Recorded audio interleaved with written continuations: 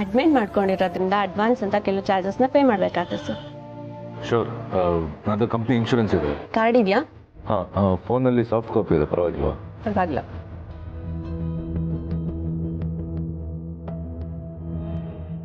Company name, employee code and insurance number ಇದೆ.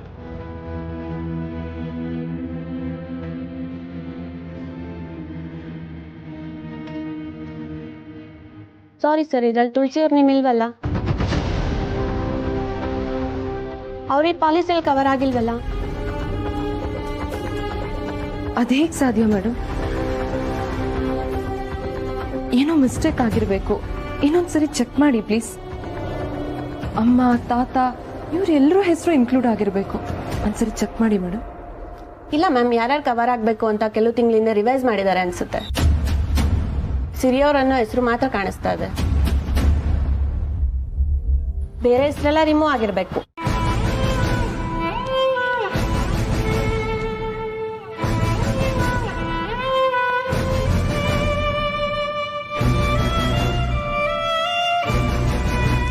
ಹೆಸರನ್ನೆಲ್ಲ ನೀನ್ remove ಮಾಡಿಸ್ತೀಯಾ? Bus ಹೇಳು ಸಮರ್. ಬಸ್ಸೋದು ಎಲ್ರದ್ದು ಪೇ ಮಾಡಬೇಕು ಅಂದರೆ ಕಷ್ಟ ಆಗುತ್ತೆ ಅಂತ ಮದುವೆ ಆಗಿದ ತಕ್ಷಣ ನಾನೇ ತೆಗ್ಸಿದ್ದೆ. ಆದರೆ ಹೀಗಾಗುತ್ತೆ ಅಂತ ಗೊತ್ತಿರಲಿಲ್ಲ ಬಸ್ಸು.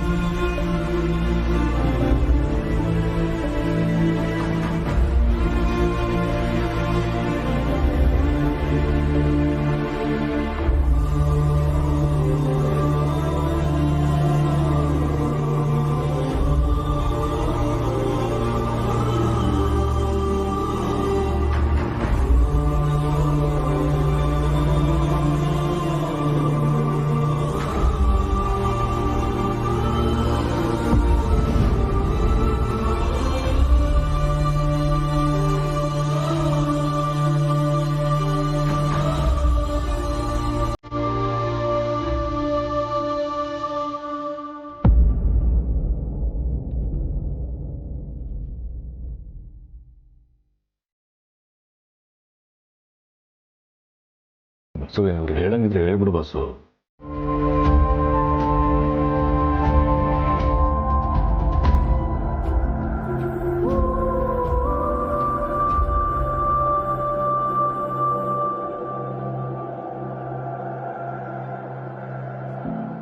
ಡೋಂಟ್ ವರಿ ಸಮರ್ಥ, ನಿಮ್ಮ ತಾಯಿ ಸರಿ ಹೋಗ್ತಾರೆ.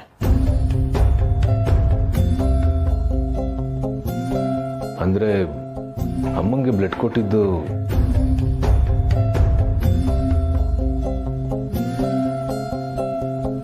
ತುಂಬ ಥ್ಯಾಂಕ್ಸ್ ಸರ್. ಬ್ಲಡ್ ಅರೇಂಜ್ ಆಯಿತು ಅಂತ ಗೊತ್ತಾಯಿತು, ಆದರೆ ನೀವು ಬಂದು ಕೊಟ್ಟಿದ್ದೀರಾ ಅಂತ ಗೊತ್ತಿರಲಿಲ್ಲ.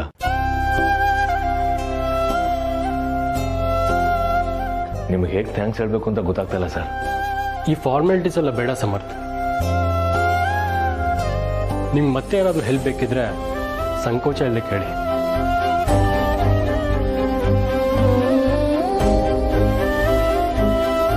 ತಾತ, ಎಲ್ಲ ಸರಿ ಹೋಗುತ್ತೆ, ಚಿಂತೆ ಮಾಡಬೇಡಿ. ನಿಮ್ಮಂಥ ಒಳ್ಳೆ ಕುಟುಂಬನ ಅಮ್ಮ ಖಂಡಿತ ಬಿಟ್ಟು ಹೋಗಲ್ಲ.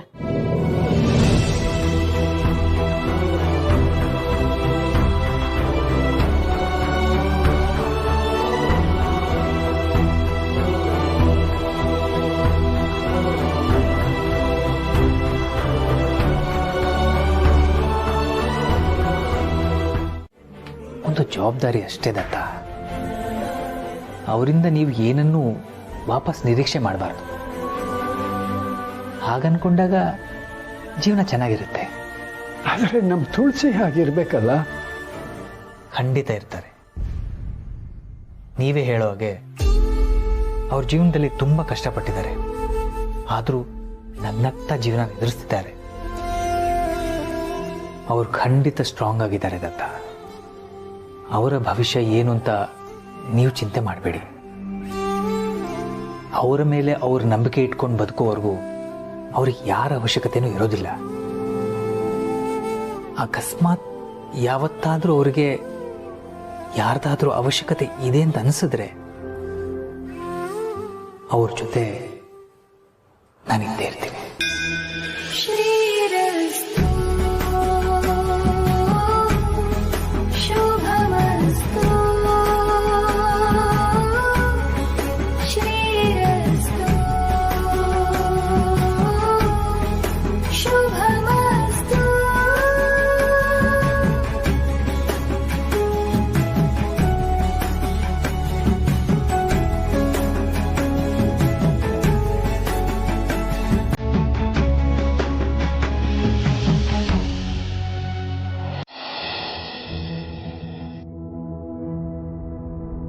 ಥ್ಯಾಂಕ್ಸಪ್ಪ. ಸಮರ್ಥ ಅಕೌಂಟ್ ನಂಬರ್ ಕಳಿಸ್ತೀನಿ, ಅದಕ್ಕೆ ಹಾಕ್ಬಿಡು. ಎಷ್ಟು ಕೊಡ್ತೀನಿ ಅಂತಂದ್ರು? 50,000. ನನ್ನ ಫ್ರೆಂಡ್ಸ್ದು ಕಲೀಗ್ಸ್ದೆಲ್ಲ ಸೇರಿ 50,000 ಅರೇಂಜ್ ಆಗಿದೆ. ನನ್ನ ಸೇವಿಂಗ್ಸು ಸ್ವಲ್ಪ ಇದೆ. ಅವಿನಾಶ್ ಸರ್ ಏನಾದ್ರು ಹೆಲ್ಪ್ ಬೇಕು ಅಂದರೆ ಕೇಳು ಅಂತಿದ್ರು. ಅಗತ್ಯ ಬಂದರೆ ಅವ್ರ ಹತ್ರ ಒಂದು 50,000 ಕೇಳ್ಬಿಡ್ತೀನಿ. ಸದ್ಯಕ್ಕಷ್ಟು ಅಡ್ಜಸ್ಟ್ ಆಗುತ್ತೆ. ಮಿಕ್ಕಿದೇಗೋ ಆಮೇಲೆ ಅರೇಂಜ್ ಮಾಡೋದ. ಸರಿ.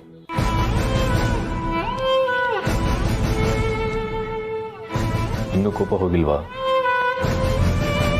ನಮ್ಮಮ್ಮಂಗೆ ಹೀಗಾಗಿದೆ ಅಂತ ನನಗೂ ನೋವಾಗಿದೆ. ಸರಿ, ಜೊತೆಲಿ ನೀನು ಹೀಗಿದ್ರೆ ನೋಡು, ಆಗ್ಲೇ ತಾತ ಜಗಳ ಆಡಬೇಡಿ ಅಂದ್ರು, ಅದಕ್ಕೆ ಕಂಟ್ರೋಲ್ ಮಾಡ್ಕೊಂಡು ಸುಮ್ಮನೆ ಇದ್ದೀನಿ.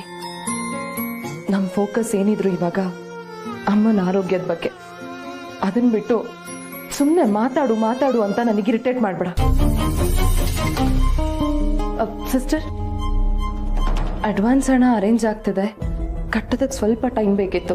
ಕೇಳಿದ್ರೆ ಕೊಡ್ತಾರೆ ಅಲ್ವಾ? ಇನ್ನೂ ಕಟ್ಟಿಲ್ವಾ? ಆಲ್ರೆಡಿ ದುಡ್ಡು ಪೇ ಆಗಿದೆ ಅಂತೇಳಿ ರಿಸೆಪ್ಷನ್ ಲಿಸ್ಟ್ ಹೇಳಿದ್ರಲ್ಲ. ಅಡ್ವಾನ್ಸ್ ಜೊತೆಗೆ ನೆಕ್ಸ್ಟ್ ಬೇಕಾಗಿರೋ ಹಣನೂ ಸಿಗುತ್ತೆ ಅಂತ ಹೇಳಿದ್ರಲ್ಲ. ಯಾರು ಕಟ್ಟಿದ್ರು? ಗೊತ್ತಿಲ್ಲ ಸರ್, ಕೊಟ್ಟಿರೋರು ಯಾರಿಗೂ ಹೇಳ್ಬೇಡಿ ಅಂತ ಹೇಳಿದಾರಂತೆ.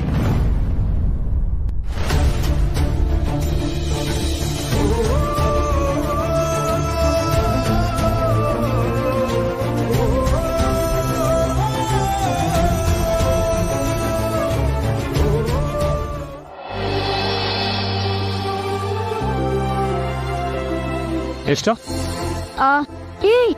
ಇದು ನನ್ನ ಟ್ರೀಟು. ಹೈಫೈ ಹೋಟೆಲಲ್ಲೇ ನಿಮ್ಮ ಟ್ರೀಟು.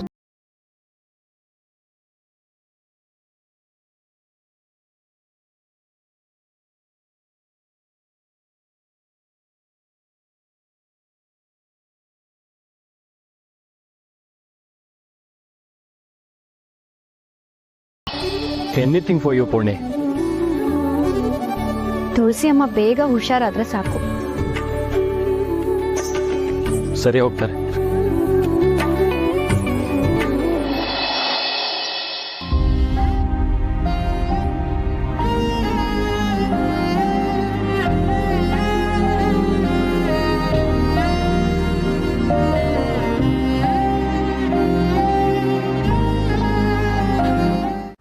ಅದು ಸರಿ, ಮದುವೆ ಆಗೋ ಜೋಡಿ ಓಡಾಡ್ಕೊಂಡಿರ್ಲಿ. ಭಾವ ಇನ್ನೂ ಬಂದಿಲ್ಲ ಅನ್ಸುತ್ತೆ. ಕೆಫೆಲ್ ಜಾಸ್ತಿ ಕೆಲಸ ಇತ್ತಾ? ಮಾವ ಕೆಫೆಲ್ ಇಲ್ಲ ಅತ್ತೆ. ಅವ್ರ ಫ್ರೆಂಡ್ ತುಳಸಿ ಅಮ್ಮಂಗೆ ಆಕ್ಸಿಡೆಂಟ್ ಆಗಿ ಹಾಸ್ಪಿಟಲಲ್ಲಿದ್ದಾರೆ. ಅದಕ್ಕೆ ಮಾವ ಬೆಳಗ್ಗೆಯಿಂದ ಹಾಸ್ಪಿಟಲ್ನಲ್ಲೇ ಇದ್ದಾರೆ.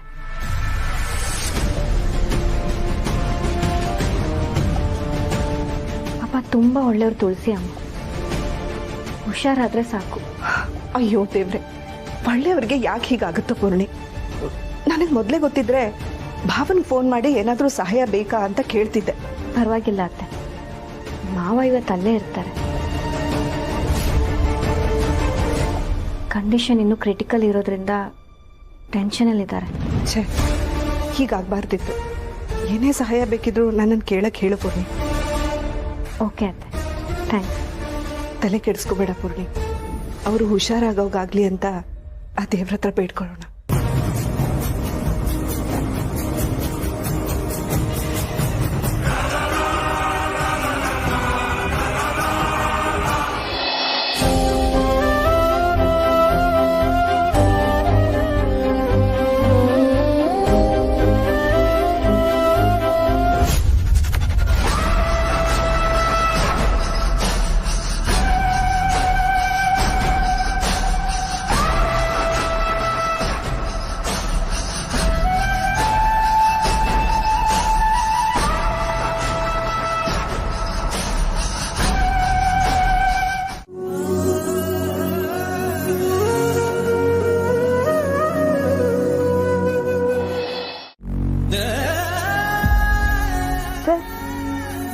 ನಿಮಗೆ ಬೆಡ್ ಅರೇಂಜ್ ಮಾಡೋದಕ್ಕೆ ಡಾಕ್ಟರ್ ಹೇಳಿದ್ದಾರೆ. ಸಮರ್ಥ ಅವ್ರನ್ನ ಪಕ್ಕದ ವಾರ್ಡಲ್ಲಿ ಮಲ್ಕೊಳ್ಳಿ ಅಂತ ನಾನೇ ಹೇಳಿದೆ ಸರ್. ನೀವು ರೆಸ್ಟ್ ಮಾಡಿ, ನಾನು ನೋಡ್ತೀನಿ, ಏನಾದರೂ ಇದ್ರೆ ಕರಿತೀನಿ. ಪರವಾಗಿಲ್ಲ ಸಿಸ್ಟರ್, ಅವ್ರಿಗೆ ಎಚ್ಚರ ಆದರೆ ಪರಿಚಯದವ್ರು ಯಾರಿಲ್ಲ ಅಂತ ಗಾಬರಿ ಆಗ್ಬೋದು. ನಾನು ಇಲ್ಲೇ ಕೂತಿರ್ತೀನಿ, ಸಮಸ್ಯೆ ಏನಿಲ್ಲ. ನೀವು ನೈಟ್ ಶಿಫ್ಟ್ ಮಾಡ್ತಿದ್ದೀರಲ್ವಾ, ಏನಾದರೂ ಇದ್ದರೆ ಕರಿತೀನಿ.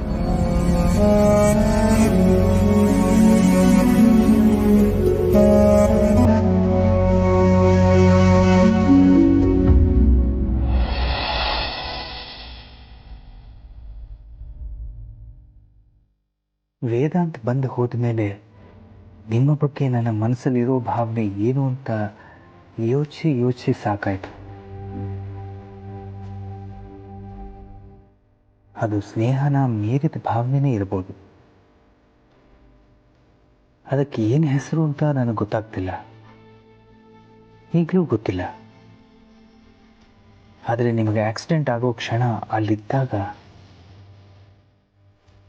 ಒಂದಂತೂ ಸತ್ಯ ಅನ್ನಿಸ್ತು. ನನ್ನ ಜೀವನದಲ್ಲಿ ನೀವು ತುಂಬ ಮುಖ್ಯ ಸ್ಥಾನದಲ್ಲಿದ್ದೀರಾ ಅಂತ. ನೀವಿಲ್ಲದೆ ಇರೋ ಜೀವನ ಹೇಗಿರ್ಬೋದು ಅನ್ನೋದನ್ನು ನನ್ನ ಕೈಲಿ ಊಹೆ ಮಾಡ್ಕೊಳ್ಳೋಕ್ಕೂ ಆಗಲಿಲ್ಲ. ಇಷ್ಟು ವರ್ಷದಲ್ಲಿ ಈ ಥರ ಅನಿಸಿದ್ದು ನಿಮ್ಮ ಬಗ್ಗೆ ಮಾತ್ರ ತುಳಸಿಯವರೇ. ಇಷ್ಟೆಲ್ಲ ಹೇಳಿದ್ಮೇಲಾದರೂ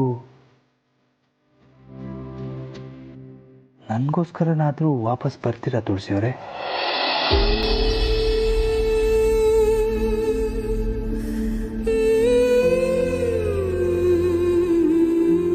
ಇವ್ರಿಗೆ ವ್ಯವಸ್ಥೆ ಮಾಡ್ತೀವಿ ಅಂದರೆ ಕೇಳಲೇ ಇಲ್ಲ. ಎಲ್ಲಿ ಪೇಷಂಟ್ ಎಲ್ಲಿದ್ದೀನಿ ಅಂತ ಕನ್ಫ್ಯೂಸ್ ಆಗ್ಬಿಡ್ತಾರೆ ಅಂತ ಇಲ್ಲೇ ಕೂತಿದ್ದಾರೆ.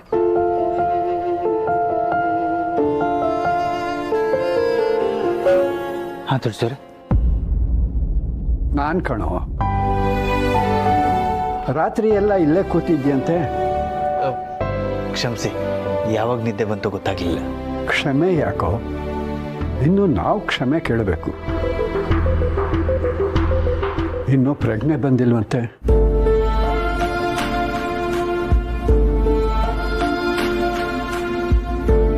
ಹೌದು ದತ್ತ, ಡಾಕ್ಟರು 12 ಗಂಟೆ ಬೇಕು ಅಂತ ಹೇಳಿದರು. ಈಗಾಗಲೇ 8 ಗಂಟೆಗಳಾಗಿದೆ, ಇನ್ನೂ ಪ್ರಜ್ಞೆ ಬಂದಿಲ್ಲ. ಟೆನ್ಷನ್ ಮಾಡ್ಕೋಬೇಡ. ನಾನು ದೇವ್ರ ಹತ್ರ ಕೇಳ್ಕೊಂಡಿದ್ದೀನಿ. ಮೇಲಾಗಿ ತುಳಸಿ ಗಟ್ಟಿಗಿತ್ತಿ ಅಂತ ನೀನೇ ಹೇಳಿದ್ದೀಯ. ಖಂಡಿತ ಅವಳು ಹುಷಾರಾಗೇ ಆಗ್ತಾಳೆ. ದೇವರು ನಮ್ಮ ನಂಬಿಕೆ ಸುಳ್ಳು ಮಾಡೋದಿಲ್ಲ ಕಣೋ.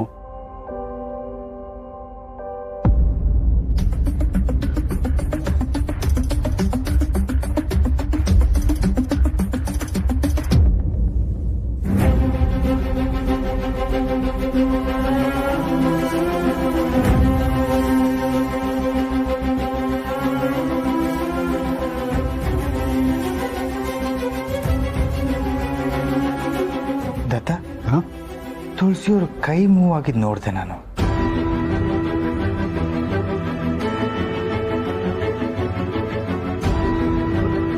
ತುಳಸಿಯವರೇ, ತುಳಸಿಯವರೇ, ತುಳಸಿಯವರೇ, ಕೇಳಿಸ್ತಿದ್ಯಾ?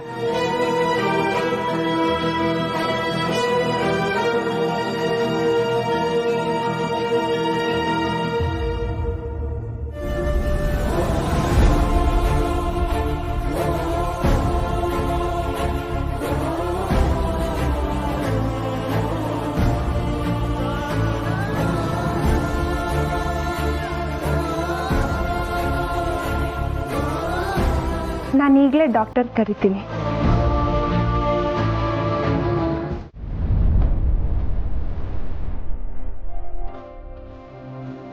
ಮಾಡಕ್ ಬೇರೆ ಕೆಲಸ ಎಲ್ಲ ನೋಡಿ ಡ್ಯಾಡ್, ಅದಕ್ಕೆ ಮಾಮ್ ನಿಮ್ ಸೇವೆ ಮಾಡೋಂತ ಕೂರ್ಸಿದಾಳೆ.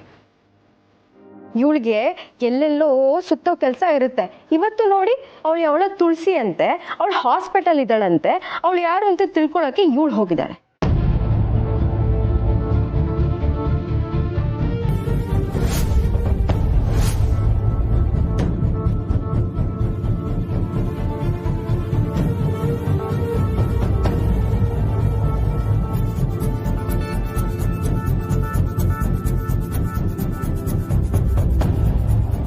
ಇಷ್ಟು ದಿನ ನಿಮ್ ಸೇವೆ ಮಾಡಕ್ಕೆ ಇನ್ಯಾರಾದ್ರೂ ಕಳ್ಸೋಳು, ಆದ್ರೆ ಈಗ ತಾನಿರ್ಬೇಕು, ಇಲ್ಲ ನಾನಿರ್ಬೇಕು, ಇಲ್ಲಾಂದ್ರೆ ಆ ರತ್ನ ಅಷ್ಟೇ. ಅವಳ ಲೆಕ್ಕಾಚಾರಗಳೇ ಅರ್ಥ ಆಗಲ್ಲ.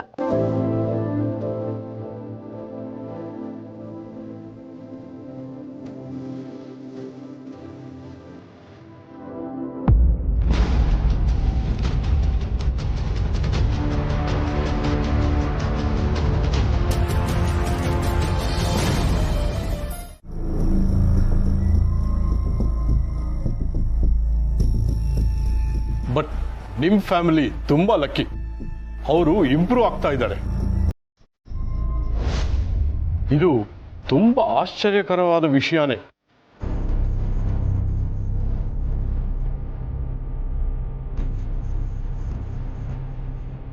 ನಮಸ್ಕಾರ ಮೇಡಮ್. ಮಹೇಶ್ ಅವರು ಬೆಡ್ಡಿಂದ ಬಿದ್ದ್ಬಿಟ್ರು ಅಂತ ಅವಿನಾಶ್ ತುಂಬಾ ಗಾಬರಿಯಿಂದ ಫೋನ್ ಮಾಡಿದ್ರು, ಅದಕ್ಕೆ ಬಂದೆ. ನಾನು ಅವತ್ತೇ ನಿಮ್ಗೆ ಹೇಳಿದ್ನಲ್ಲ, ಈಸ್ ಇಂಪ್ರೂವಿಂಗ್ ಅಂತ. ಇವತ್ತು ಬೆಡ್ಡಿಂದ ಬಿದ್ದಿದ್ದಾರೆ. So he must have try to move. ಇದು ಸಂತೋಷಕರವಾದ ವಿಷಯನೇ, ಗಾಬರಿ ಪಡುವಂಥದ್ದು ಏನೂ ಇಲ್ಲ. ಡಾಕ್ಟರ್, ಹಾಗಾದ್ರೆ ನಮ್ ಚಿಕ್ಕ ಮಾವ ಹುಷಾರಾಗ್ತಾರೆ ಅಲ್ವಾ? ಮೊದ್ಲಿನ ಥರ ಆಗ್ತಾರಲ್ವಾ? ಅಷ್ಟು ನಿಖರವಾಗಿ ಹೇಳೋದಿಕ್ಕಾಗಲ್ಲ. ಈ ಕೇಸಲ್ಲಿ ಪ್ರಿಡಿಕ್ಟ್ ಮಾಡೋದು ಕಷ್ಟ.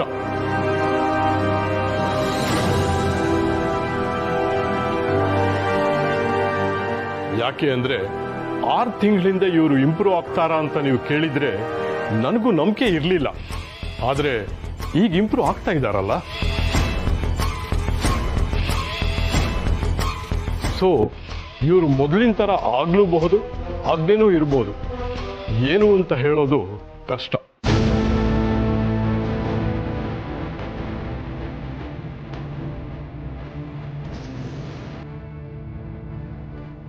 ಅವ್ರು ಮೊದಲಿನ ತರ ಪೂರ್ಣ ಗುಣವಾಗ್ತಾರೆ ಅಂತ ನಾವು ಹೋಪ್ ಇಟ್ಕೊಳ್ಳೋಣ. ಏನಂತೀರ ದಾಶ್? ಎಸ್ ಡಾಕ್ಟರ್, ನೆಕ್ಸ್ಟ್ ಏನೇ ಟ್ರೀಟ್ಮೆಂಟ್ ಕೊಡ್ಬೇಕಂದ್ರೂ ಪ್ಲೀಸ್ ಲೆಟ್ ಅಸ್ ನೋ. ಸದ್ಯಕ್ಕೇನು ಬೇಡ, ನೋಡೋಣ ಹಾಗೆ ಇಂಪ್ರೂವ್ ಆಗ್ತಾರಾ ಅಂತ. ಅಂಡ್ ನಾನು ಈ ವಿಷಯನ ಮಾಧವ್ ಅವ್ರಿಗೆ ಮೊದಲು ಹೇಳಬೇಕು. ಯಾಕೆ ಅಂದ್ರೆ ಅವ್ರ ಬ್ರದರ್ ಹೆಲ್ತ್ ಬಗ್ಗೆ ಅವ್ರಿಗೆ ಯಾವಾಗಲೂ ಟೆನ್ಷನ್ ಇರುತ್ತೆ.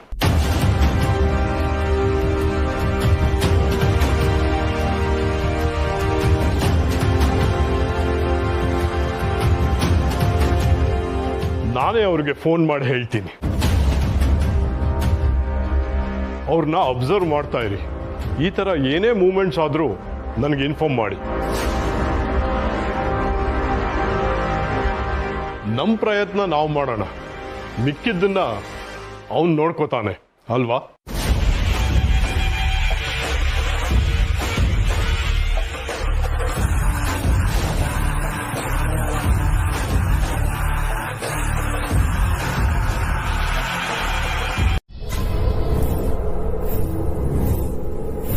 ಅವತ್ತು ಹೀಗೆ ಮಾಡ್ದೆ, ಜೊತೆಲಿರು ಅಂದ್ರೆ ಪೂರ್ಣಿನ ಒಳಗಡೆ ಬಿಟ್ಟೆ. ಇವತ್ತು ಅಮ್ಮೋರೆ, ಅದು ಶಟ್ ಅಪ್, ಮಾತಾಡ್ಬೇಡ ನೀನು.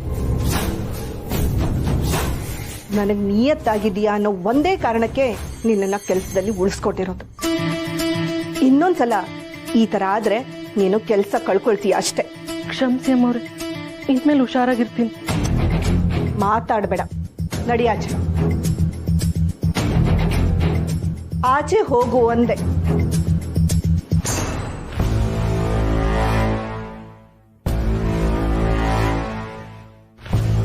ನಿನಗೆ ಹೇಳಿದ್ದು ಒಂದೇ ಒಂದು ಕೆಲಸ, ಅದನ್ನು ಮಾಡೋಕ್ಕಾಗಲ್ಲ ನಿಂಗೆ?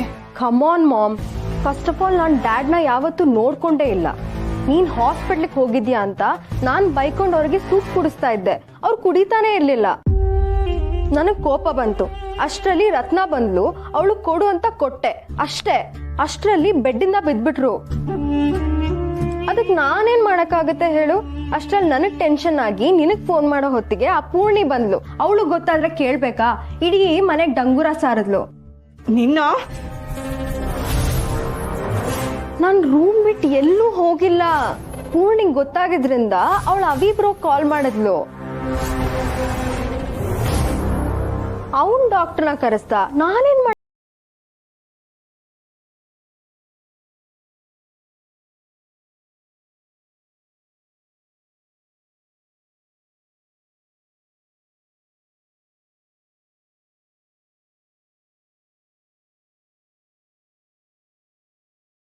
ಅನಿಸ್ತಾ ಇದೆ. ಏನೇನೋ ಮಾತಾಡ್ಬೇಡ. ಸೀರಿಯಸ್ಲಿ ಮಾಮ್, ನೀನ್ ಮಾಡ್ತಿರೋ ಯಾವ್ದೋ ಒಂದ್ ಕೆಲ್ಸ ಡ್ಯಾಡ್ಗೆ ಇಷ್ಟ ಆಗ್ತಿಲ್ಲ ಅಂತ ಅನ್ಸುತ್ತೆ. ಅದನ್ನ ತಡೆಯೋದಕ್ಕೋಸ್ಕರ ಇದೆಲ್ಲ ಮಾಡ್ತಿದ್ದಾರೆ ಅಂತ ಅನಿಸ್ತಾ ಇದೆ. ಶಟ್ ಅಪ್ ನಿಧಿ.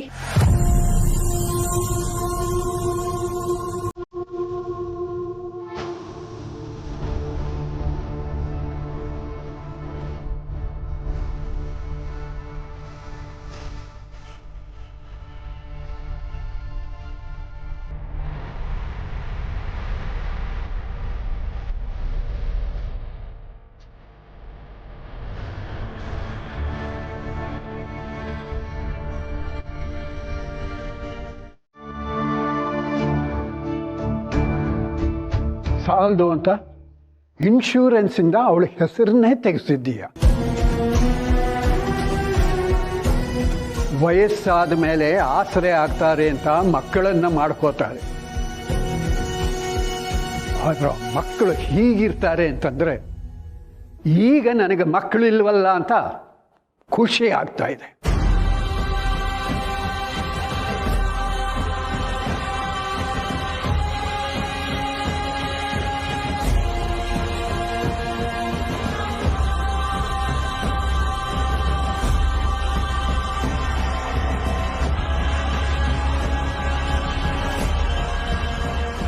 ಅದೇನು ಅಂತಿದ್ಯಲ್ಲ, ತುಳಸಿಗೆ ಆಕ್ಸಿಡೆಂಟ್ ಆಗೋದಕ್ಕೆ ಮಾಧವನೇ ಕಾರಣ ಅಂತ.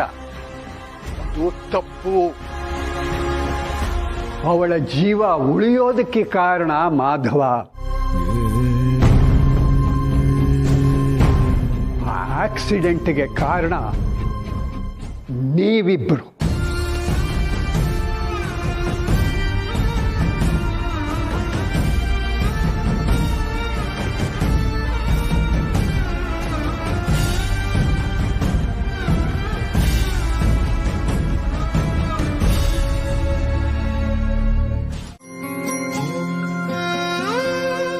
ಬನ್ನಿ, ಇಲ್ಲೆಲ್ಲಾದ್ರೂ ಕೂತ್ಕೊಳ್ಳೋಣ. ಬನ್ನಿ.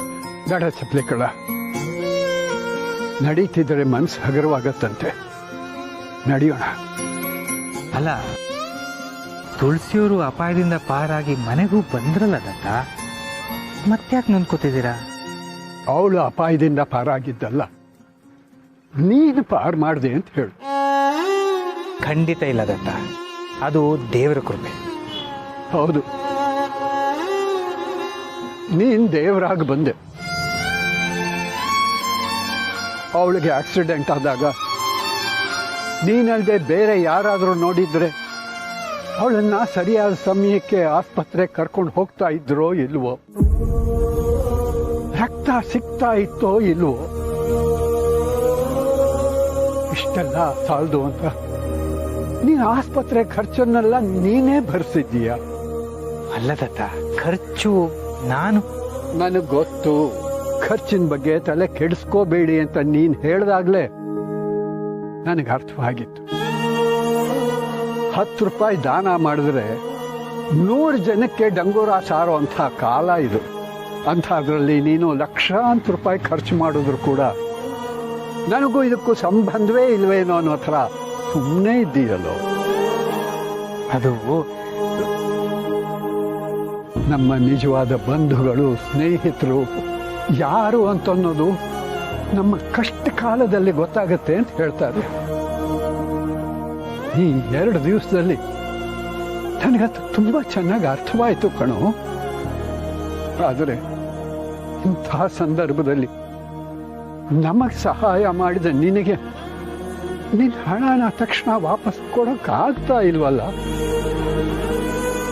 ನನಗೆ ತುಂಬ ನೋವಾಗ್ತಿದೆ ಕಣೋ. ಇವತ್ತು ನೀನು ನಮ್ಮ ಫ್ಯಾಮಿಲಿ ಥರಾನೇ ಇರ್ಬೋದು, ಆದರೆ ಹಾಗಂತ ನಿನ್ನ ಒಳ್ಳೆತನನ, ನೀನು ನಮ್ಮ ಮೇಲಿಟ್ಟಿರೋ ವಿಶ್ವಾಸನ ನಾವು ದುರುಪಯೋಗ ಪಡಿಸ್ಕೋಬಾರ್ದು. ನಾನೇ ಪರವಾಗಿಲ್ಲ ಅಂತ ಹೇಳ್ತಾ ಇದ್ದೀನಲ್ಲ ದತ್ತ. ನನಗೆ ಈಗ ಆ ದುಡ್ಡಿನ ಅವಶ್ಯಕತೆ ಇಲ್ಲ. ದಯವಿಟ್ಟು ಅದನ್ನು ವಾಪಸ್ ಕೊಡೋ ಮಾತಾಡಬೇಡಿ. ನೋಡು ಚಪ್ಲಿಕಳ, ನೀನು ಇಷ್ಟು ಹೇಳಿದ ಮೇಲೂ ನಾನು ನಿನ್ನ ಹಣನ ವಾಪಸ್ ಕೊಡ್ತೀನಿ ಅಂದರೆ ಅದನ್ನು ಅಹಂಕಾರ ಅಂತ ಅನ್ಕೋಬೇಡ. ಅದನ್ನು ನಾನು ಸ್ವಾಭಿಮಾನ ಅಂತೀನಿ. ದಯವಿಟ್ಟು ಬೇಡ ಅನ್ಬೇಡ. ಸ್ವಲ್ಪ ಟೈಮ್ ಕೊಡು, ನಿನಗೆ ಹಣ ವಾಪಸ್ ಕೊಡ್ತೀನಿ ಪ್ಲೀಸ್. ಸರಿ, ನಿಮಗೆ ಸಮಾಧಾನ ಆಗುತ್ತೆ ಅಂದರೆ ನಿಮಗೆ ಯಾವಾಗ ವಾಪಸ್ ಕೊಡೋಕ್ಕಾಗುತ್ತೋ ಆವಾಗಲೇ ಕೊಡಿ, ಓಕೆನಾ?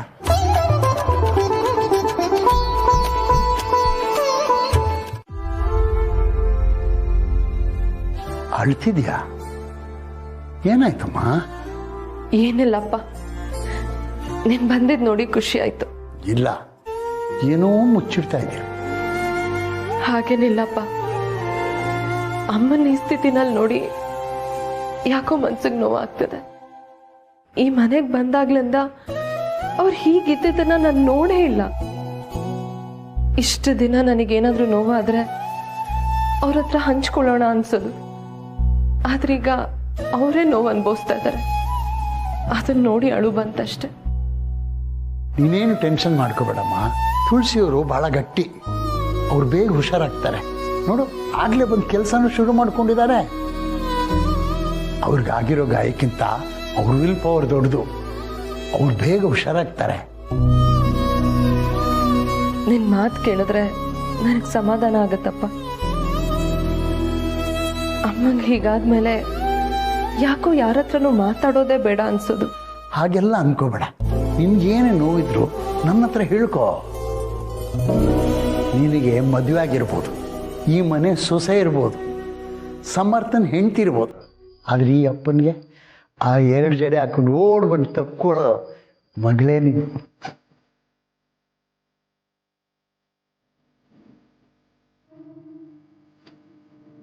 ಈಗ ನೆಮ್ಮದಿ ಅನ್ನಿಸ್ತಿದೆ ಅಪ್ಪ. ನಿನ್ನ ಆರೋಗ್ಯ ಜೋಪ.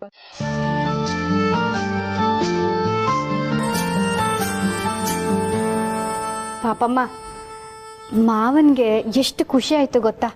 ವಿಷಯ ಹೇಳ್ತಿದ್ದಾಗೆ ಚಿಕ್ಕ ಮಾವನ್ ರೂಮ್ಗೆ ಹೋಗ್ಬಿಟ್ರು. ಆಗದೆ ಇರುತ್ತಾ ಪೂರ್ಣಿ? ಚಿಕ್ಕಯ್ಯ ಅವರು, ಅಯ್ಯ ಅವರು ಮೊದಲು ಹೇಗಿದ್ರು ಅಂತ ನೀನು ನೋಡ್ಬೇಕಾಗಿತ್ತು.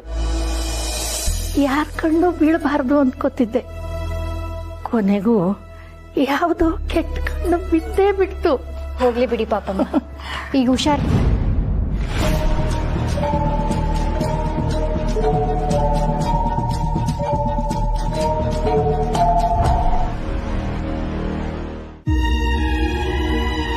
ದೀಪಿಕಾ,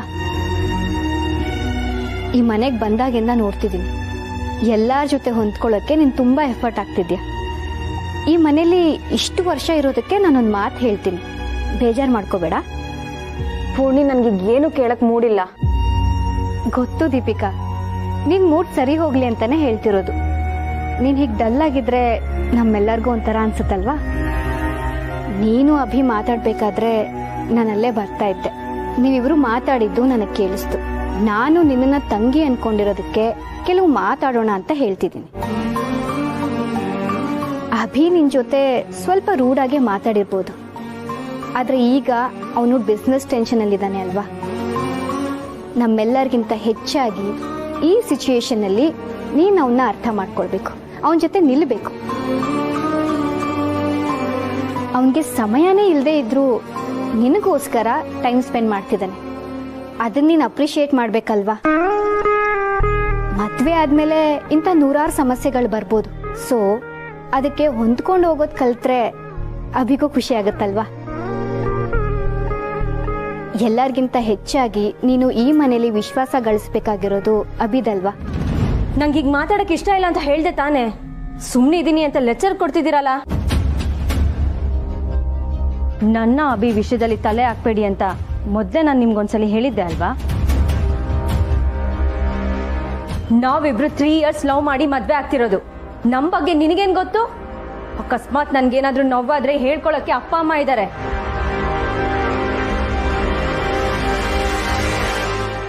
ನಾನೇನು ನಿಮ್ ತರ ಯಾರು ಇಲ್ಲದೆ ಇರೋಳು ಅನ್ಕೊಂಡ್ರಾ?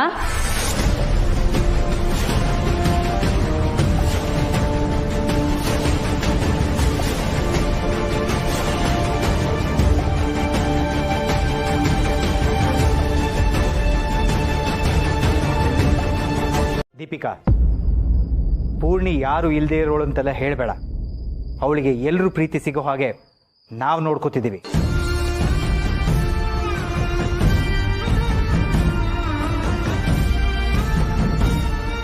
ಇವಳು ನಿನ್ನ ಅಕ್ಕ ಆಗೋಳು.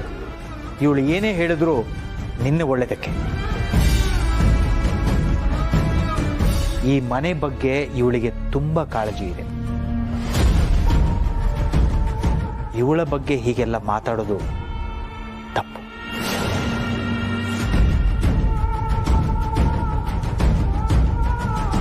Deepika, have you lost your mind? ಎಲ್ಲಿದ್ದೀನಿ, ಏನ್ ಮಾತಾಡ್ತಾ ಇದ್ದೀನಿ, ಯಾರ ಜೊತೆ ಮಾತಾಡ್ತಾ ಇದ್ದೀನಿ ಅನ್ನೋ ಗಮನ ಇದೆಯಾ ನಿನಗೆ?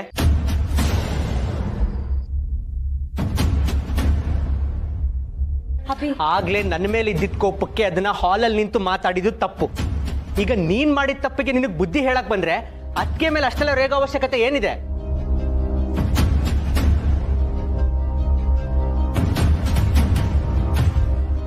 ಇವಾಗ ಈ ವಿಚಾರ ಎಲ್ರ ಮುಂದೆ ತೆಗಿತಾ ಇದೆ ಅನ್ನೋ ಕಾರಣಕ್ಕೆ ಹೇಳ್ತಾ ಇದ್ದೀನಿ, ಕೇಳಿಸ್ಕೊ.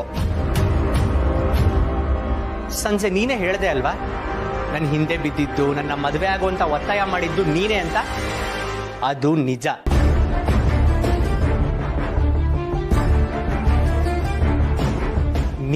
ನೀನೇ ಬಂದಿದ್ಯಾ ಅಂದ್ಮೇಲೆ ಈ ರಿಲೇಶನ್ಶಿಪ್ನ ಉಳಿಸ್ಕೊಂಡು ಹೋಗೋ ಜವಾಬ್ದಾರಿ ನಿಂದು. ಬೇರೆಯವ್ರನ್ನ ಬ್ಲೇಮ್ ಮಾಡಬೇಡ.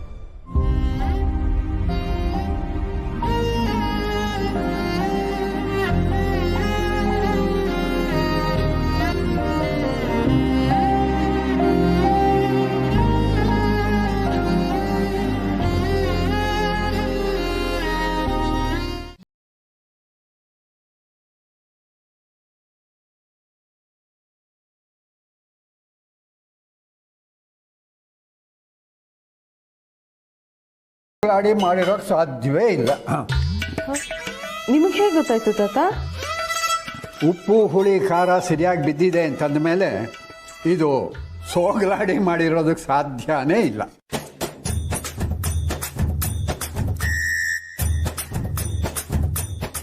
ಹಾಗೇನಿಲ್ಲ ಮಾವ, ನಿನ್ನೆ ಎಲ್ಲ ಅವಳೇ ಮಾಡಿದ್ಲು, ಚೆನ್ನಾಗಿತ್ತಲ್ಲ. ಇವತ್ತು ನಾನೇ ಮಾಡೋಣ ಅಂತ ಮಾಡಿದೆ. ಗೊತ್ತು ತುಳಸಿ, ಸುಮ್ಮನೆ ತಮಾಷೆ ಮಾಡಿದೆ. ನೀನು ಸುಮ್ಮನೆ ಕೂತ್ಕೊಳ್ಳೋವಳಲ್ಲ ಅಂತ ಗೊತ್ತು ನನಗೆ.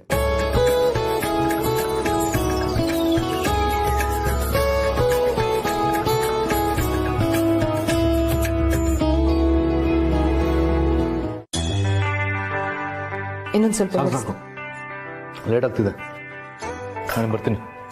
ಲೇ, ತಿಂಡಿನೂ ಸರಿಯಾಗಿ ತಿನ್ಲಿಲ್ವಲ್ಲೋ? ಅದೇನು ಅರ್ಜೆಂಟ್ ನಿನಗೆ? ಆಗಿದ್ದನ್ನ ಮನಸ್ಸಿಗೆ ಹಚ್ಕೊಂಡು ಕೂತ್ಕೊಂಡ್ರೆ ಪ್ರಯೋಜನ ಇಲ್ಲ ದಂಟ್ಪಿಂಡ.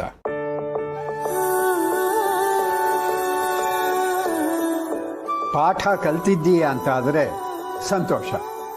ಇನ್ನು ಅಲ್ಲಿಂದ ಮುಂದಕ್ಕೆ ಹೋಗ್ಬೇಕು ಅಷ್ಟೇ. ಇಲ್ಲ ತಾತ, ಆಫೀಸಲ್ಲಿ ತುಂಬ ಕೆಲಸ ಇದೆ, ಪ್ರಿಪೇರ್ ಆಗಬೇಕು.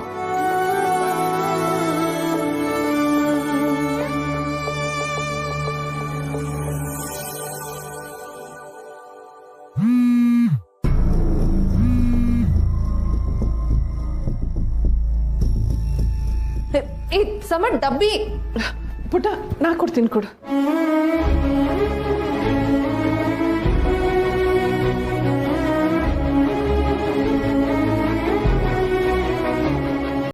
ಪಾಪು ಪಾಪು ಹೊರಟೆ ಬಿಟ್ನಲ್ಲ.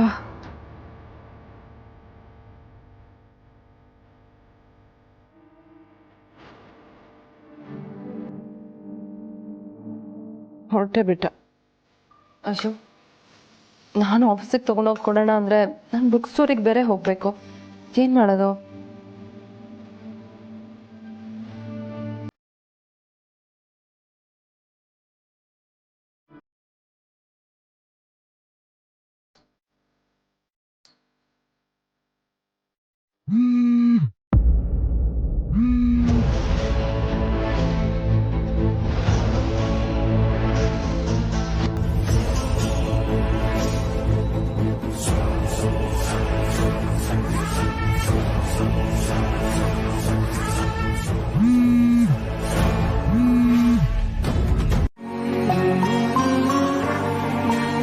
ಪೂರ್ಣಿ, ನಿನಗೇನಾದ್ರೂ ಹೇಳೋದಿದ್ರೆ ಹೇಳು. ತಪ್ಪು ಒಂದ್ಸಲ 2 ಸಲ ಆದರೆ ಪರವಾಗಿಲ್ಲ, ಆದರೆ ಪದೇ ಪದೇ ಆದರೆ ಅದಕ್ಕೆ ಕ್ಷಮೆ ಇರಲ್ಲ.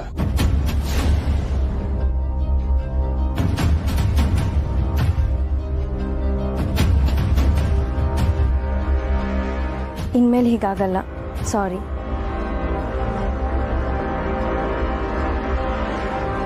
ಪರವಾಗಿಲ್ಲ ದೀಪಿಕಾ, ಬಾ ಕೂತ್ಕೋ, ತಿಂಡಿ ತಿನ್ನು ಎಲ್ಲರ ಜೊತೆ.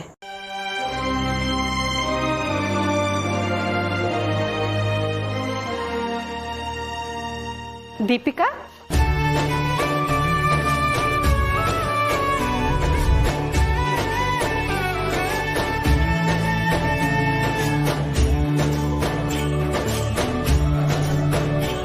ನಾವು ದುಬೈಯಿಂದ ವಾಪಸ್ ಬಂದ್ವಿ. ದೀಪು ಮನೇಲಿಲ್ಲ ಅಂದ್ರೆ ಬೇಜಾರು, ಅದಕ್ಕೆ ಕರ್ಕೊಂಡು ಹೋಗೋಣ ಅಂತ ಬಂದ್ವಿ.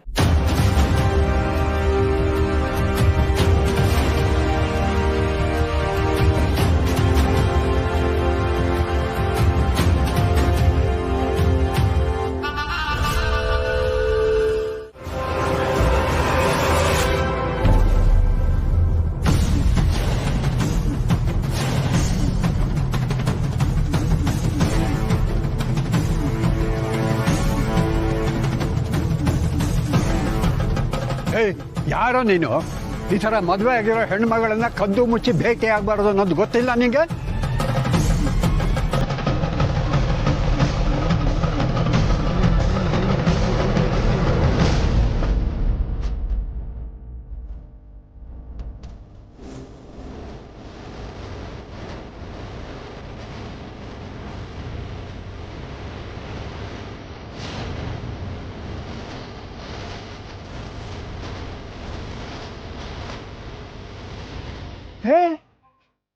ನೀನಾ?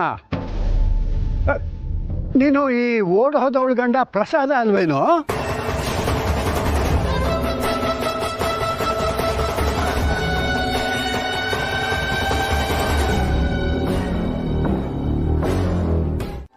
ಇವತ್ತು ರೆಸ್ಟ್ ಮಾಡೋ ತಾನೆ, ಕ್ಯಾಫೆಗೆ ಹೋಗ್ಲೇಬೇಕಾ? ರೆಸ್ಟ್ ಏನು ಬೇಡ ಶಾರ್ವರಿ. ಕೆಫೆಗೆ ಹೋಗೋಕೆ ಮೊದಲು ನನ್ನ ಫ್ರೆಂಡ್ ಮನೆಗೆ ಹೋಗಬೇಕು. ಅದೇ ಆಕ್ಸಿಡೆಂಟ್ ಆಗಿತ್ತಲ್ಲ, ಅವರು ಚೇತರಿಸ್ಕೋತಿದ್ದಾರೆ, ಅವ್ರನ್ನ ನೋಡ್ಕೊಂಡು ಬರಬೇಕು. ಓಹ್ ಹೌದಾ ಭಾವ? ಹುಷಾರಾಗ್ತಿದ್ದಾರಲ್ವಾ ಅವರು? ಬೇರೆ ಏನೂ ಸಮಸ್ಯೆ ಇಲ್ಲ ತಾನೆ? ಅದು ಪೂರ್ಣಿ ನನಗೆ ವಿಷಯ ಹೇಳಿದ್ಲು, ಕೇಳಿ ಮನಸ್ಸಿಗೆ ತುಂಬ ನೋವಾಯಿತು. ಪರವಾಗಿಲ್ಲ ಶಾರ್ವರಿ, ಡಿಸ್ಚಾರ್ಜ್ ಆಗಿದೆಯಲ್ಲ, ಮನೇಲಿ ರೆಸ್ಟ್ ಮಾಡ್ತಿದ್ದಾರೆ. ಏನೋ ಅವ್ರ ಒಳ್ಳೆ ಗುಣ ಅವರನ್ನು ಕಾಯ್ತು ನೋಡು. ನಿಜ. ಶಾರ್ವರಿ, ನೀನಿವತ್ತು ದೀಪಿಕಾ ವಿಷಯನ ತುಂಬ ಚೆನ್ನಾಗಿ ಹ್ಯಾಂಡಲ್ ಮಾಡಿದೆ, ನಿಜವಾಗ್ಲೂ. ಅವಳ ಹತ್ರ ಕ್ಷಮೆ ಕೇಳಿಸಿದ್ದು ಮನೇಲಿ ಯಾರ ಮಧ್ಯೆನೂ ಮನಸ್ತಾಪ ಬರೆದಿರೋಗಾಯ್ತು. ಅದು ನನ್ನ ಡ್ಯೂಟಿ ಅಲ್ವಾ ಭಾವ? ನಿಜ. ಆದರೂ ಎಲ್ಲ ನೀನೇ ಮಾಡ್ತಾ ನಿನಗೂ ಸ್ಟ್ರೆಸ್ ಆಗುತ್ತೇನು? ಈಗ ಮಹೇಶನು ಸುಧಾರಿಸ್ಕೊತಿದ್ದಾನಲ್ವಾ, ಅವನ ಆರೋಗ್ಯದ ಬಗ್ಗೆನೂ ಕಾಳಜಿ ತಗೋತಿದ್ಯಾ. ಹೆಮ್ಮೆ ಆಗುತ್ತೆ ನೀನು ನೋಡಿದ್ರೆ. ಓ, ಲೇಟ್ ಆಗ್ತಿದೆ ಶಾಲಿನಿ, ನಾನೇನು ಬರ್ತೀನಿ. ನಮ್ದಿರ್ಲಿ, ನೀನ್ ಇಲ್ಲೇನ್ ಮಾಡ್ತಿದ್ಯಾ ತಾತ? ನಾನಾ? ಒಬ್ಳು ಮನೆ ಮರ್ಯಾದೆ ಕಳೆದು ಯಾವನ್ ಜೊತೆಲೋ ಓಡ್ ಹೋಗಿದ್ಲು. ಆ ಮನೆ ಪಂಚಾಯಿತಿಗೆ ಅಂತ ಬಂದೆ. ತಾತ, ನೀನು ನಮ್ಮನೆ ಕಾಲಿಟ್ಟಾಗಲೇ ನನಗೆ ಅನುಮಾನ ಇತ್ತು, ನೀನು ಏನೋ ನಡೆಸ್ತಾ ಇದ್ದೀಯ ಅಂತ. ನೀನು ಇವತ್ತು ಬೆಳಿಗ್ಗೆಯಿಂದ ಆಡ್ತಿರೋದು ನೋಡಿ ಏನೋ ನಡೀತಾ ಇರಬೇಕು ಅಂತ ನೀನು ಫಾಲೋ ಮಾಡಿದೆ. ಮೊಮ್ಮಗಳ ಮೇಲೆ ಅನುಮಾನನಾ? ನೀನು ಯಾವ ಸೀಮೆ ಮೊಮ್ಮಗಳೇ? ನೀನು ಮನೆ ಬಿಟ್ಟು ಓಡ್ ಹೋದಾಗಲೇ ನಿನಗೆ ತಿಲಾಂಜಲಿ ಬಿಟ್ಟೆ. ಗಂಡನ ಜೊತೆ ಮಾತಾಡೋದಕ್ಕೆ ಹೀಗೆ ಕದ್ದು ಮುಚ್ಚಿ ಬರ್ತಾರ, ಅದು ಇಂಥ ಗಲ್ಲಿಗೆ. ನಾನೆಲ್ಲಿ ಬರಕ್ಕೆ ಹೇಳಿದ್ದು, ಬೆಳಗ್ಗೆ ಕಾಲ್ ಮಾಡಿದ್ದು ಕೂಡ ನಾನೇ. ಇವಳು ನನ್ನ ಜೊತೆ ವಾಪಸ್ ನಮ್ಮ ಮನೆಗೆ ಬರೋದಕ್ಕೆ ರೆಡಿ ಇಲ್ಲ, ನಿಮ್ಮ ಮನೇಲೇ ಇರ್ತೀನಿ ಅಂತ ಹೇಳ್ತಿದ್ದಾಳೆ.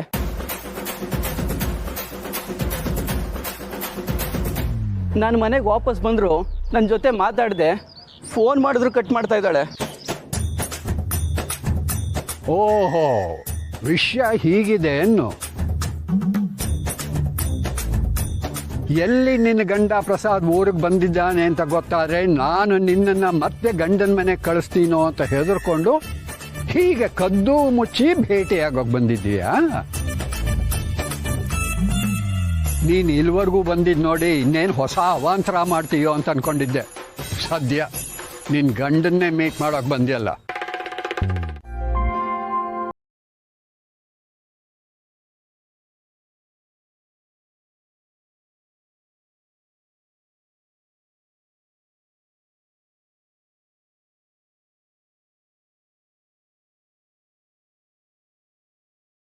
ಅಲ್ಲ, ಇಂಥ ಡಿಫ್ರೆಂಟ್ ಆಗಿರೋ ಊಟ ತಿಂದು ಎಷ್ಟೋ ವರ್ಷನೇ ಆಗಿತ್ತು. ಅಷ್ಟು ಟೇಸ್ಟಿಯಾಗಿದೆ. ಇನ್ಮೇಲೆ ದಿನ ಹೀಗೆ ಮಾಡಿ ಅನ್ಬೇಕು.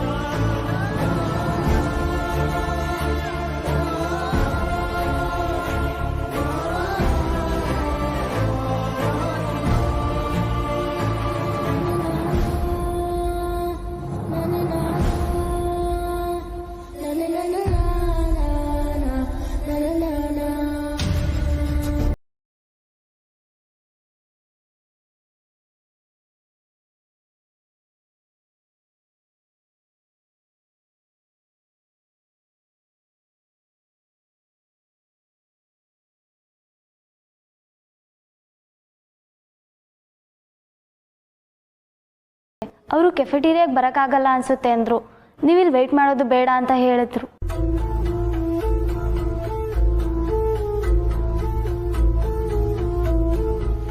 ಸರ್, ಆ್ಯಕ್ಚುಲಿ ನಿಮ್ಗೆ ಊಟ ಅಲ್ಲಿ ಅರೇಂಜ್ ಆಗಿದೆ ಸರ್. ಇದು ಮೇಡಮ್ ಅವರು.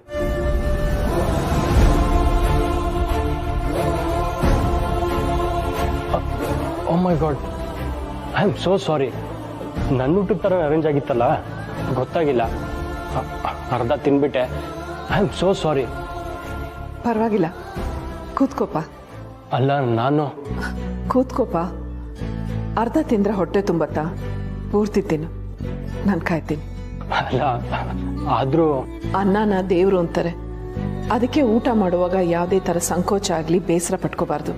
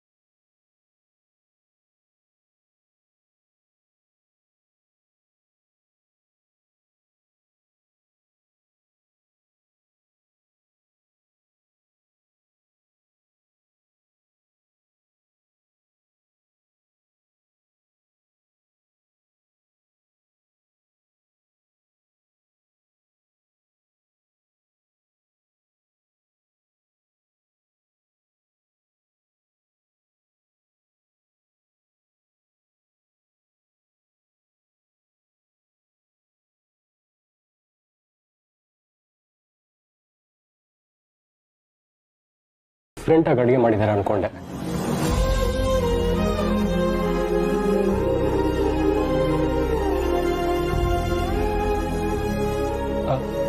ನಿಮಗೆ ಲೇಟ್ ಆಗ್ತಿದೆಯೇನೋ? ನಾನು ಇದೆಲ್ಲ ಪ್ಲೇಟಿಗೆ ಹಾಕ್ಕೊಂಡು ಬಾಕ್ಸ್ನ ಸ್ಟಾಫ್ ಹತ್ರ ವಾಶ್ ಮಾಡಿ ಕಳಿಸ್ತೇನೆ. ತಡ ಏನೂ ಇಲ್ಲಪ್ಪ, ನೀನು ಊಟ ಮಾಡು.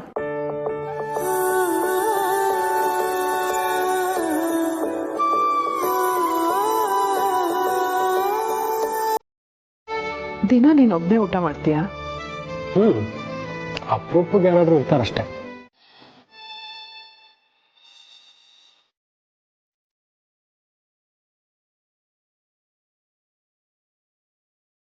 ರೀ, ಯಾಕಿನ್ನೂ ಡ್ರೆಸ್ ಚೇಂಜ್ ಮಾಡಿಲ್ಲ?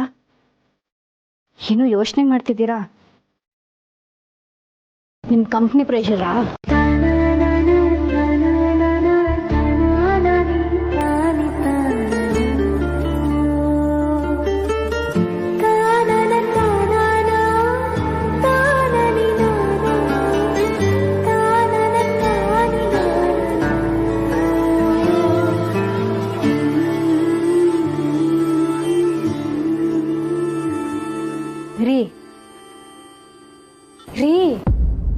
ಪೂರ್ತಿ, ನೀನು ಯಾವಾಗ ಬಂದೆ? ನೀವೆಲ್ಲೋ ಕಳೆದು ಹೋಗಿದ್ರಲ್ಲ, ಆಗ್ಲೇ ಬಂದೆ. ಹೇಳಿ, ಎಲ್ಲಿ ಕಳೆದೋಗಿದ್ರಿ? ಪುಣ್ಯ, ಇವತ್ತು ಮನ್ಸು ಯಾಕೋ ತುಂಬ ಖುಷಿಯಲ್ಲಿದೆ ಅನಿಸ್ತಾ ಇತ್ತು. ನಾವು ತುಂಬ ದಿನದಿಂದ ಬಯಸ್ತಾ ಇದ್ದಿದ್ದು ಸಿಗ್ದಾಗ ಆಗತ್ತಲ್ಲ, ಆ ಥರ ಖುಷಿ.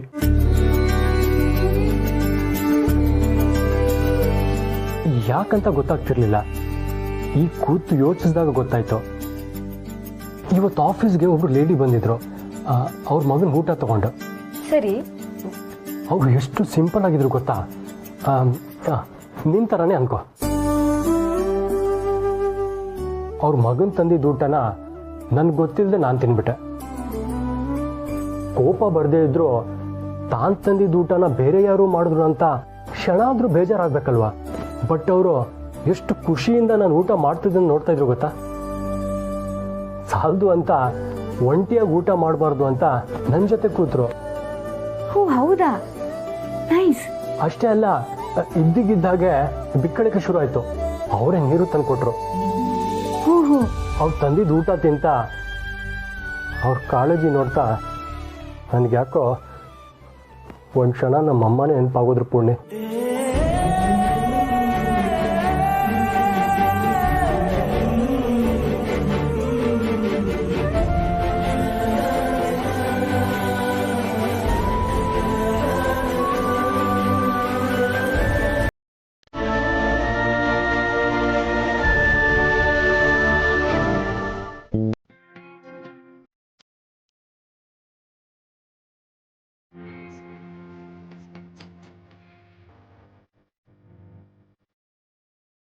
ಆಡ್ಬೇಡ ಪಾಪು, ನಾನು ನಿನ್ನಮ್ಮ. ನೀನತ್ರ ನನಗೂ ನೋವಾಗತ್ತೆ ಕಣೋ.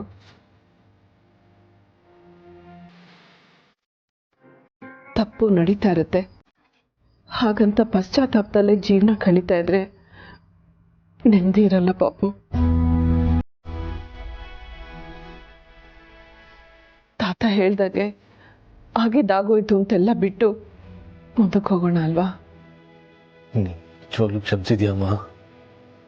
ತಾಯಿ ಕಣೋ ನಾನು. ಕ್ಷಮಿಸದೇ ಇದ್ರೆ ತಾಯಿ ಹೇಗಾಗ್ತೀನಿ ಹೇಳು?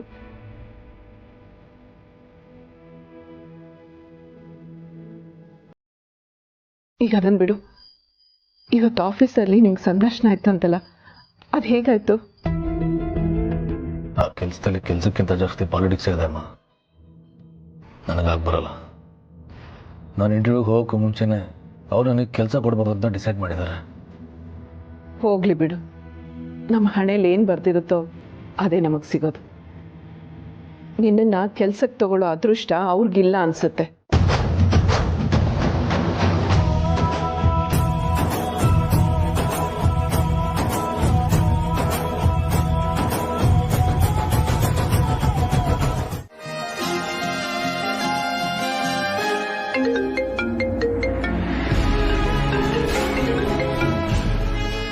ಹಲೋ ಮಾಧವ್ ಸರ್, ಹೇಗಿದ್ದೀರಾ?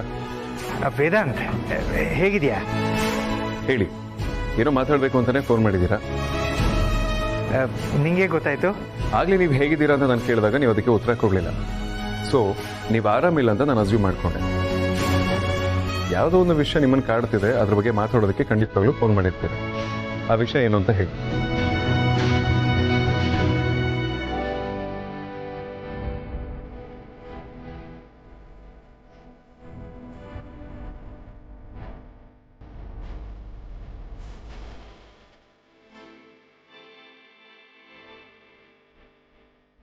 ಎರಡು ಮೂರು ದಿನದಲ್ಲಿ ಇಷ್ಟೆಲ್ಲ ಆಗೋಯ್ತು.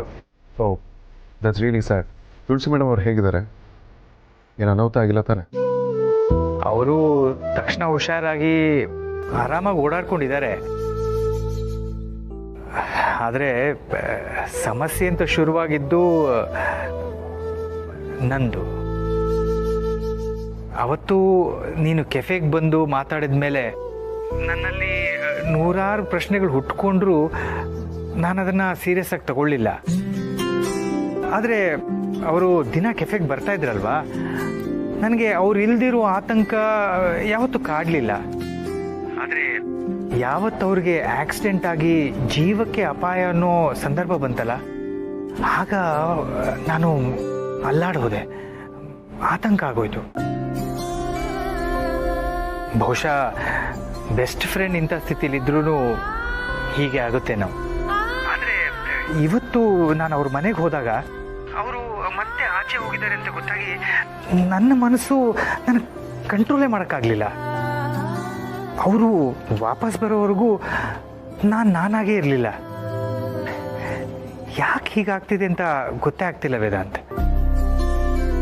ಮಾಧವ್ ಸರ್, ನಮ್ಮ ಲೈಫಲ್ಲಿ ಯಾರೊಬ್ರು ಇಲ್ಲದೆ ಹೋದ್ರೆ ಪ್ರಪಂಚನೇ ತಲೆ ಕೆಳಗಾಗತ್ತೆ ಅಂತ ನಮ್ಗೆ ಅನ್ಸೋದೇ ಆದ್ರೆ ಆ ಸಂಬಂಧ ಯಾವಾಗಲೂ ಕೇವಲ ಸ್ನೇಹ ಆಗಿರೋದಿಲ್ಲ, ಅದಕ್ಕೂ ಮೀರಿದೊಂದು ಭಾವ.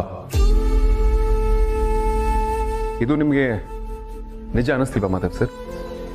ನನಗೂ ಅದೇ ಗೊತ್ತಾಗ್ತಿಲ್ಲ ವೇದಾಂತ್. ಬರೀ ಸ್ನೇಹ ಅಲ್ಲ ಅನ್ನೋದಾದ್ರೆ ಬೇರೆ ಏನಾಗಿರಕ್ಕೆ ಸಾಧ್ಯ?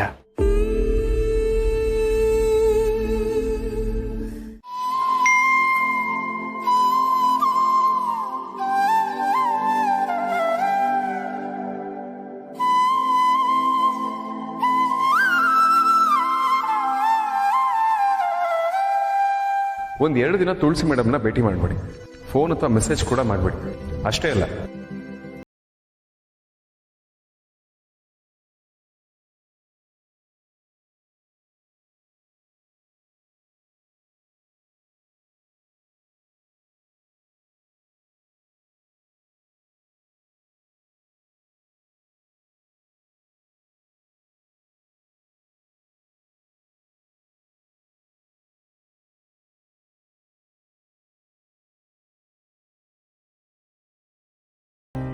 ಮಾವ, ನಿನ್ನೆ ನಿಮ್ಮ ಜೊತೆ ಮಾತಾಡೋಕ್ಕಾಗಿಲ್ಲ, ಅದಕ್ಕೆ ನೀವು ಹೊರಡೋದ್ರೊಳಗೆ ನಿಮ್ಮ ಜೊತೆ ಮಾತಾಡಿ ಹೋಗೋಣ ಅಂತ ಬಂದೆ. ತುಳಸಿ ಅಮ್ಮ ಹೇಗಿದ್ದಾರೆ ಮಾವ? ಅವ್ರ ಹಾಸ್ಪಿಟ್ಲಿಂದ ಡಿಸ್ಚಾರ್ಜ್ ಆದಮೇಲೆ ಅವ್ರನ್ನ ನೋಡಕ್ಕೆ ಹೋಗಬೇಕು ಅಂದ್ಕೊಂಡೆ, ಆಗಲೇ ಇಲ್ಲ. ಹುಷಾರಾಗಿದ್ದಾರೆ ಅಲ್ವಾ? ಪರವಾಗಿಲ್ಲ ಪೋಲ್, ಹುಷಾರಾಗಿದ್ದಾರೆ. ನಾನು ಫ್ರೆಶ್ ಆಗಿ ಬರ್ತೀನಿ.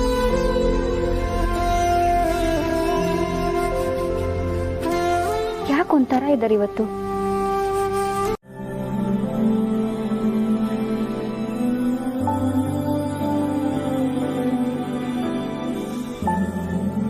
Good morning sir. Good morning. All okay ಅಲ್ವಾ?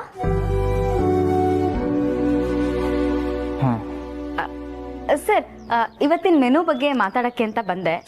ಅವತ್ತು ತುಳಸಿ ಮೇಡಮ್ ರಾಗಿ ಪಿಜ್ಜಾ ಮಾಡಿದ್ರಲ್ಲ, ಅದಕ್ಕೆ ತುಂಬಾ ಡಿಮಾಂಡ್ ಇದೆ ಸರ್. ಬಂದವರೆಲ್ಲ ಅದನ್ನೇ ಕೇಳ್ತಿದ್ದಾರೆ. ತುಳಸಿ ಮೇಡಮ್ ಬೇರೆ ರಜದಲ್ಲಿದ್ದಾರಲ್ಲ, ಬೇರೆ ಶೆಫ್ಸ್ ಇದನ್ನ ಟ್ರೈ ಮಾಡ್ತೀನಿ ಅಂತ ಹೇಳ್ತಿದ್ದಾರೆ. ಓಕೆ ಅಲ್ವಾ ಸರ್?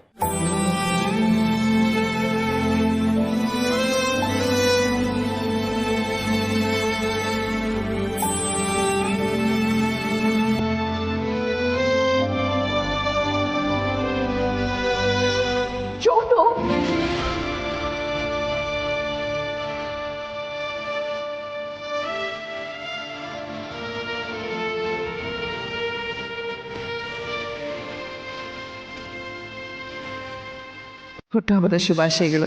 ಇದು ನಮ್ಮೆಲ್ಲರ ಕಡೆಯಿಂದ. ಈ ಥರ ಶರ್ಟ್ ಹಾಕಿ ಅಭ್ಯಾಸನೇ ಇಲ್ಲ ಅಂದರೆ ಮಾಧವ್ ಅವರೇ, ನೀವು ಚೆನ್ನಾಗಿ ಕಾಣುತ್ತೆ ಮಾಧವ್ ಅವರೇ.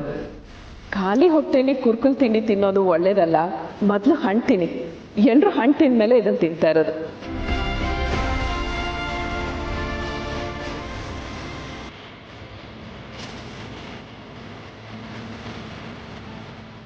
ಸರ್, ತುಳಸಿ ಮೇಡಮ್ ಹುಷಾರಾದ್ರ? ಅವ್ರು ಯಾವಾಗಿಂದ ಕೆಲ್ಸಕ್ಕೆ ಬರ್ತಾರೆ?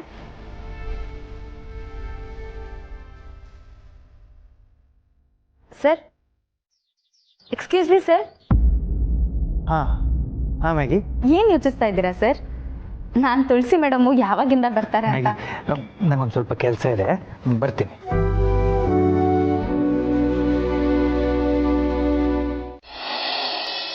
ಇಲ್ಲ ಸರ್, ನೆನ್ನೆನೇ ಅಭಿ ಕಂಪ್ನಿ ಇನ್ವೆಸ್ಟರ್ ಬಗ್ಗೆ ಇನ್ಫಾರ್ಮೇಷನ್ ಸಿಗುತ್ತೆ ಅಂದ್ಕೊಂಡಿದ್ದೆ. ಬಟ್ ಯಾರೋ ತುಂಬ ಕೇರ್ಫುಲ್ಲಾಗಿ ಡೀಲ್ ಮಾಡಿದ್ದಾರೆ. ಅಕೌಂಟ್ಸ್ ಕೂಡ ಟ್ರ್ಯಾಕ್ ಮಾಡೋಕ್ಕಾಗಿಲ್ಲ. ಓ, ಹಾಗಂದ್ರೆ ಅವ್ರು ಯಾರು ಅಂತ ತಿಳ್ಕೊಳಕ್ ಆಗೋದಿಲ್ಲ ಅಂತೀರಾ? ಹಾಗೇನಿಲ್ಲ ಸರ್, ನಮ್ಮ ಹತ್ರ ಆಗ್ತಿಲ್ಲ ಅಷ್ಟೇ. ಪ್ರೈವೇಟ್ ಇನ್ವೆಸ್ಟಿಗೇಟರ್ಗೆ ಹೇಳಿದ್ರೆ ವರ್ಕೌಟ್ ಆಗ್ಬೋದು ಅನ್ಕೊಳ್ತೀನಿ. Okay, let's do it. ನನಗೆ ಅಭಿ ಕಂಪ್ನಿಗೆ ಯಾರು ಇನ್ವೆಸ್ಟ್ ಮಾಡ್ತಿದ್ದಾರೆ ಅಂತ ಗೊತ್ತಾಗಬೇಕು. Just as a concern. ಅವನು ಬಿಸ್ನೆಸ್ ಹೊಸ್ತು, ಇಂಡಿಪೆಂಡೆಂಟಾಗಿ ಏನೋ ಮಾಡ್ಬೇಕಂತ ಹೊರಟಿದ್ದಾನೆ. ಅವ್ನಿಗೇನು ಸಮಸ್ಯೆ ಆಗಬಾರ್ದು ಅನ್ನೋದೇ ನನ್ನ intention. I know sir, at any cost I will try to find that investor very soon. All the best. Thank you sir. Manthan. Yes sir. ನೆನ್ನೆ ನಮ್ಮ ಕೆಫೆಟೇರಿಯಲ್ಲಿ ಒಬ್ರು ಲೇಡಿನ ನೋಡಿದೆ. ಅವ್ರ ಮಗನಿಗಂತ ಊಟ ತಂದಿದ್ರು, ಬೈ ಮಿಸ್ಟೇಕಾಗಿ ನಾನು ಊಟ ಮಾಡಿಬಿಟ್ಟೆ. ಆಮೇಲೆ ಮಾತಾಡ್ಸೋಣ ಅಂದರೆ ನಾನು ಹ್ಯಾಂಡ್ ವಾಶ್ ಮಾಡಿ ಬರೋಷ್ಟರೊಳಗೆ ಹೊರಟೋಗಿದ್ರು. ಆ ಲೇಡಿ ಯಾರು ಅಂತ ತಿಳ್ಕೊಬೋದಾ? I will try sir. ಯಾಕಂದರೆ ನಮ್ಮದು ಶೇರ್ಡ್ ಕೆಫೆಟೇರಿಯಾ ಅಲ್ವಾ, ಬಿಲ್ಡಿಂಗ್ನಲ್ಲಿರೋ ಎಲ್ಲ ಆಫೀಸ್ನವರು ಅಲ್ಲಿಗೆ ಬರ್ತಾರೆ. ಸೊ ಯಾರು ಅಂತ ಪತ್ತೆ ಮಾಡೋಕ್ಕಾಗುತ್ತೋ ಇಲ್ವೋ, ಬಟ್ ಸ್ಟಿಲ್ ನಾನು ಟ್ರೈ ಮಾಡ್ತೀನಿ. ಶೋರ್. Okay sir.